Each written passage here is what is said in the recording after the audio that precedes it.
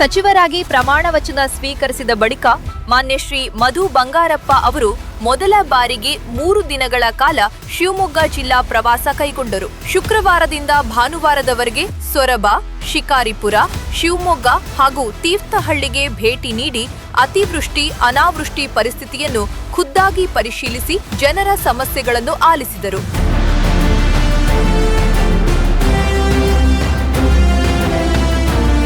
ಶುಕ್ರವಾರ ತಮ್ಮ ತವರು ಕ್ಷೇತ್ರ ಸೊರಬಕ್ಕೆ ಆಗಮಿಸಿದ ಸಚಿವರನ್ನು ಜನತೆ, ಪಕ್ಷದ ಮುಖಂಡರು ಹಾಗೂ ಕಾರ್ಯಕರ್ತರು ಅದ್ಧೂರಿಯಾಗಿ ಸ್ವಾಗತಿಸಿದರು. ಬಂಗಾರಧಾಮದಲ್ಲಿ ತಂದೆ ಮಾಜಿ ಮುಖ್ಯಮಂತ್ರಿ ದಿವಂಗತ ಎಸ್ ಬಂಗಾರಪ್ಪ ಹಾಗೂ ತಾಯಿ ಶಕುಂತಲಾ ಬಂಗಾರಪ್ಪ ಅವರ ಸಮಾಧಿಗೆ ಗೌರವ ಸಲ್ಲಿಸಿದ ಅವರು ಸಾರ್ವಜನಿಕ ಅಭಿನಂದನಾ ಕಾರ್ಯಕ್ರಮದಲ್ಲಿ ಭಾಗವಹಿಸಿ ಫಲಾನುಭವಿಗಳಿಗೆ ವಿವಿಧ ಸೌಲಭ್ಯಗಳನ್ನು ವಿತರಿಸಿದರು.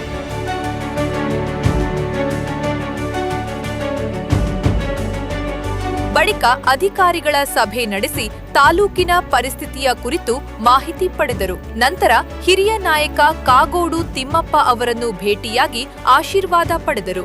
ಶನಿವಾರ ಶಿಕಾರಿಪುರದಲ್ಲಿ ಅಧಿಕಾರಿಗಳ ಸಭೆ ನಡೆಸಿದ ಸಚಿವರು ಅತಿವೃಷ್ಟಿ, ಅನಾವೃಷ್ಟಿಯ ಕುರಿತು ಮಾಹಿತಿ ಪಡೆದರು. ಬಳಿಕ ಶಿವಮೊಗ್ಗದಲ್ಲಿ ಜಿಲ್ಲಾ ಕಾಂಗ್ರೆಸ್ ಸಮಿತಿಯ ಅಭಿನಂದನೆ ಸ್ವೀಕರಿಸಿ ಜಿಲ್ಲಾಧಿಕಾರಿ ಕಚೇರಿಯಲ್ಲಿ ಉನ್ನತ ಮಟ್ಟದ ಸಭೆ ನಡೆಸಿದರು. ಜನಪರ ಯೋಜನೆಗಳ ಪರಿಣಾಮಕಾರಿ ಜಾರಿಗೆ ಅಗತ್ಯ ಸೂಚನೆಗಳನ್ನು ನೀಡಿದರು.